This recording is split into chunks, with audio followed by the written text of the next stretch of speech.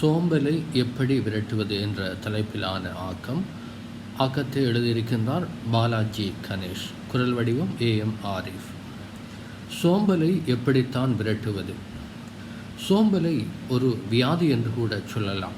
அது ஒருவரின் வளர்ச்சியை மட்டுமல்ல, ஆரோக்கியத்தையும் முழுமையாக கெடுத்துவிடும். சோம்பலின் அத்திவாரம் என்ன தெரியுமா? அலட்சியம்தான். ஏனென்றால் அலட்சியத்தால் தான் சோம்பேறித்தனம் உருவாகிறது. ஒரு விஷயத்தை உடனே முடிக்க நினைக்காமல் பிறகு பார்த்து கொள்ளலாம், இன்னொரு நாளைக்கு பார்க்கலாம், இப்போ என்னால் முடியாது என்பது போன்றவைதான் சோம்பேறித்தனத்தின் எடுத்துக்காட்டுகள். சரி, சோம்பலை விரட்ட என்னதான் செய்வது என்பதை இந்த பதிவில் பார்க்கலாம். சோம்பல் என்பது நமது வரையறுக்கப்பட்ட காலத்தை வீணாக்குகின்றது. இது மிகவும் ஆபத்தானது. இதனால் நாம் செய்ய வேண்டிய முக்கிய பணிகள் கூட புறக்கணிக்கப்படுகின்றன. ஒரு பணி தேவையற்றதாக கருதப்படும் போது அது தொடர்புடைய நபரின் சோம்பலின் அளவும் அதிகரிக்கின்றது. சோம்பல் நமது வாழ்க்கையில் பிரச்சனைகளை அதிகரிக்கவே செய்கிறது. நாம் எதை அடைய விரும்புகின்றோமோ அதை அடைவதற்கு நமக்கு வாய்ப்புகள் தேவைப்படுகின்றன. சோம்பல் நமது சாதனைகளுக்கான வாய்ப்புகளை குறைக்கின்றது. ஒரு நிமிட சோம்பல் உணர்வு நம் பணிகளை செய்ய தேவையான ஊக்கத்தை குறைக்கின்றது. அதனால் நமது வாழ்க்கை தரம் வெகுவாக பாதிப்புக்கு உள்ளாகின்றது. சோம்பலால் ஏற்படும் பணிக்குவியல் நம்மை குழப்பமான சூழ்நிலைக்கும் நெருக்கடிக்கும் தள்ளுகின்றது. இதனால் மனச்சோர்வு ஏற்படுகின்றது. உயர் அதிகாரிகளின் அதிருப்திக்கு ஆளாகி நமது பணிக்கு சிக்கல் ஏற்படுகின்றது. இதில் பிறர் நலம் சார்ந்த பணிகள் இருப்பின் அவர்கள் நலனும் பாதிப்படைகிறது. நமது சோம்பல் பிறர் வாழ்வுடன் விளையாடுவதை சமூக அக்கறை உள்ள எவராலும் ஏற்றுக்கொள்ள முடியாது.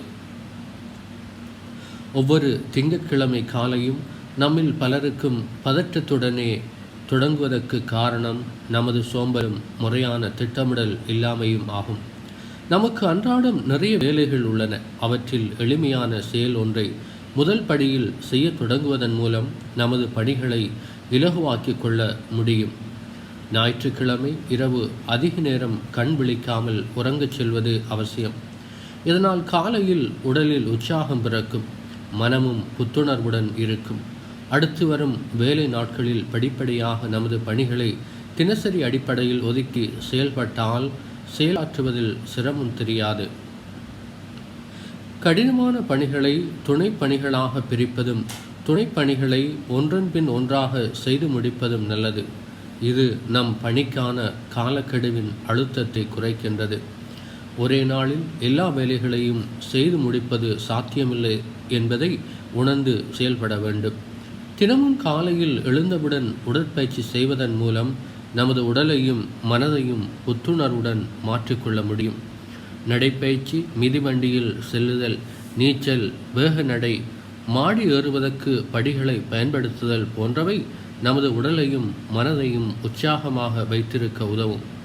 நுரையீரல் முழுவதும் காற்றை நன்கு உள்ளிழுத்து செய்கின்ற பயிற்சி நம் மூளைக்குள் இரத்த ஓட்டத்தை அதிகப்படுத்தி நாம் விரைந்து செயலாற்ற உதவும். நிலுவையில் உள்ள பணியை முடித்தவுடன் நாம் பெறக்கூடிய பலன்களை கற்பனை செய்து பார்ப்பது தொடர்ந்து நாம் உற்சாகத்துடன் செயல்பட உதவும்.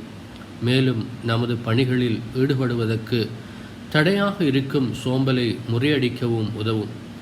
நமது பணியில் ஏற்படும் கவனச்சிதறல்கள் நமது வேலையை மிகவும் கடினமாக்குகின்றன. பணியிடத்தில் சொந்த பணிகளை செய்வதும் வீட்டில் அலுவலக பணிகளை செய்வதும் நமது வாழ்க்கையை மேலும் சிக்கலாக்கிவிடும். வீட்டு உறுப்பினர்களுடன் போதுமான நேரத்தை செலவிட்டால் மட்டுமே அவர்களின் எதிர்பார்ப்புகள் நமக்கு தெரிய வரும். அவர்களுக்கு தேவை நமது பணம் மட்டுமல்ல, நமது நேரமும் தான். எனவே நேர மேலாண்மையையும் நாம் பேணுவோம். எப்போதும் மகிழ்ச்சி என்பது நமது தேர்வுதான். சோம்பலை எதிர்த்து போராடுவது நமது பழக்கமாக மாற வேண்டும். சோம்பல் பழக்கமானால் தோல்வி பழக்கமாகும். பெற்ற தோல்விக்கு 1000 சமாதானங்கள் மனதில் தோன்றும். ஓய்வு என்பது சோம்பலின் நண்பன். தேவையற்ற ஓய்வை நாம் அனுபவிக்கும் போது சோம்பலும் தொடர்ந்து வரும். தூக்கம் ஒரு அருமருந்து, ஆனால் அது அளவினை தாண்டக்கூடாது. தூக்கம் கலைந்த பிறகு அதை தொடர்வது பேராபத்து. உறக்கம் கலைந்த மறுநிமிடம் எழுந்துவிட வேண்டும். எழுந்ததும் முதல் அரை மணியை சோம்பலோடு கழித்தால் அந்த நாள் முழுவதும் உற்சாகம் குறைந்தபடிதான் காணப்படும். வெற்றி நம் வாழ்வில் தானாக வந்து ஒட்டிக்கொள்ளாது. நாம் தான் அதனை தேடி ஓட வேண்டும். அதற்காக கடுமையாக உழைக்க வேண்டும். ஆனால் நம்மை உழைக்க விடாமல் சோம்பல் தடுத்து நிறுத்துகின்றது. நாம் சோம்பலாக காலத்தை கழித்து கொண்டு இருக்கும்போது யாரோ ஒருவர் வாழ்வில் வெற்றி பெறுவதை நம்மால் காண முடிகின்றது. நமது நட்பு வட்டம் சுறுசுறுப்பானவர்களுடன் மட்டுமே இருக்க வேண்டும். இன்றே நமது வாழ்வின் இறுதி நாள் என்று கருதி நமது பணிகளை செய்ய வேண்டும். இனியாவது சோம்பலை தவிர்ப்போம். வாழ்வில் உச்சம் தொட முயல்வோம். நன்றி.